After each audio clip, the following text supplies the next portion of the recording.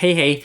Now, many of you don't know this, but exactly 6 years ago today, I actually quit my full-time job and went full-time entrepreneurship. Yep, you heard me right, a full-time entrepreneur, not content creator yet. I'll get to that in a second. And you know how long that lasted before I went back to getting a job?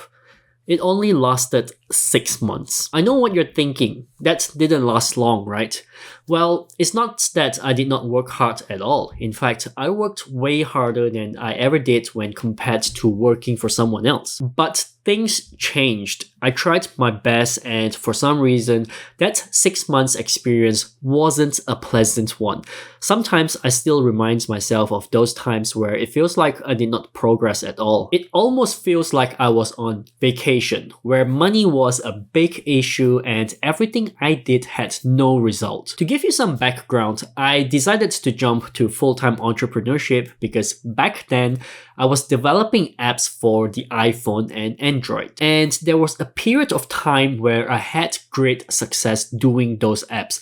A few of them went into top 10 apps in the App Store, which boosted my sales significantly. So I decided to go full-time. The only problem is Apple decided to take away one of the rules they initially set up and placed a restriction instead on what I can and cannot do. And from there, everything went downhill for me, and so did my revenue. That was actually the first time I ever felt so out of control. I was on Apple's platform. They get to decide what I can and cannot do with my apps. Even if they agreed initially, they can simply take back their words and destroy you. And that's not just Apple. That's any platform we use, including social media platforms, which you can probably tell by now why I always recommend you to diversify and have control over your audience. But enough of that mumbo jumbo. Not long after that, I decided to get into content creation and tried to be an influencer. It has always been something I am quite fascinated with. Not only does it teach me digital marketing, but I'm always amazed at the potential it can do. But what I did not know back then is not every platform works the same. It looks really simple, but in reality, it is hard work. And I, funny enough, chose Instagram as my platform. This was before TikTok even existed. As a matter of fact, you can still see some of my old videos on my Instagram account. I left them there as a reminder to myself how horrible my videos were. I guess this is where the true nightmare began for me. I was posting every day on Instagram. My strategy was to have one post of myself, one post of a motivational quote, and one video.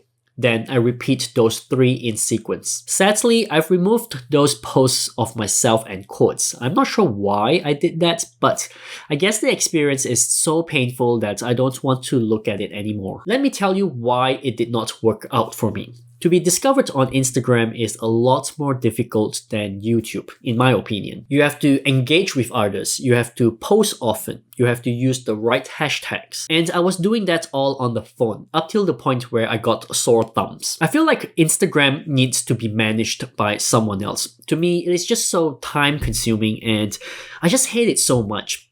Let me share with you what I hate the most. The first one, posting. I have to post every single day in order to have my account feel alive and active. In fact, I think once a day is very little. I think top influencers post 4 times a day. Posting is not as easy as just uploading something. You have to find the right angle to the photo needs to have a meaning, you have to write the right caption, you gotta use the right hashtags, and all that for one single photo. And you do it at least once a day.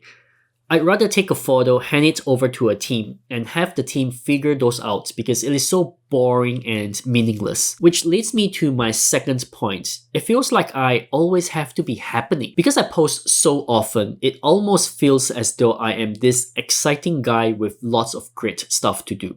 The fact is, I'm not. I'm in front of my computer most of the time, so how can I be happening? My photos are literally going to be just photos of me using the computer every single day.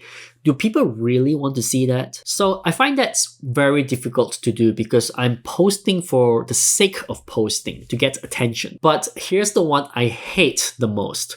I have to be fake. Most of the photos I take are real, but the story I put behind the photo feels fake. Sure, at first they are real, but at some point when you run out of ideas and content, you start making stuff up and say things you don't mean. I guess what I'm saying here is I can't be like those people who understands what social media wants. Like every day something new is happening, Or if there's nothing happening, just fake it. I'm sure you have seen some videos floating around where influencers are faking it to get attention, right? That's something I can't do. I find it meaningless and I don't see the point. Now, apart from those three things I hate, I was also discovering the world of Instagram engagement. And back then, Gary Vee was all over the place. So I remember I did one strategy which he called the $80 strategy. In a nutshell, I need to search for 9 hashtags that are relevant to my niche, then leave a comment in the first 10 posts of the hashtag. And I don't just leave a comment. I need to read the caption, consume it, then write a meaningful comment. Gary Vee said that is essentially leaving my 2 cents, and I need to do it on 90 different posts, hence $80. I actually did that, and you know what? I had to do it every day. 90 posts every day. My goodness, not only were my thumbs sore, but at some point, Instagram blocked me from commenting because I was commenting so fast. Anyways, that actually didn't help, but I knew I wanted to give it a try. Funny enough, I did that for 3 months. So that's 90 days, 90 posts a day. So 8,100 comments on 8,100 posts. That is how I work whenever I do anything. I need to test it out for myself as long as I'm in control of the workflow, even if I have to take it to the extreme. So let's see here. Comment on 90 posts a day, come up with a post for the day, research hashtags, come up with a caption, and do this 7 days a week. Tell me I'm not crazy. I'm sure some of you would say I'm doing it wrong, which I probably am. But if you ask me, the biggest fear at that time for me was I don't know where I was going with this. I don't know if I'm doing the right thing, and everything felt so uncertain. And at the same time, I've got bills to pay, I've got to live, and money was just flowing out the window, and I did not like it one bit. Say all you want, but it doesn't matter how much attention I get if they don't pay my bills. Then I realized content creation is not everyone's cup of tea. If you're not ready to share most part of your life, if you are not ready to always be capturing Instagram reels on the fly wherever you go, capturing moments of your life for someone else instead of being there with those people around you for that moment, then you need to think twice about this. But I did discover something along the way, which is my ability to speak and communicate better with someone on the other side of the camera. I think that was the best skill I gained. And probably my biggest regret of all was I was creating videos for the wrong platform. Instead of Instagram, I should have just gone with YouTube. You see, the thing about YouTube is, even though it is very difficult to do a good video and gain traction, YouTube isn't like Instagram where there's a constant need to post. YouTube works more like a search engine. Any content you create can be evergreen and can potentially last for years, whereas on Instagram, it gets buried in less than an hour. On top of that, the YouTube monetization method is also better.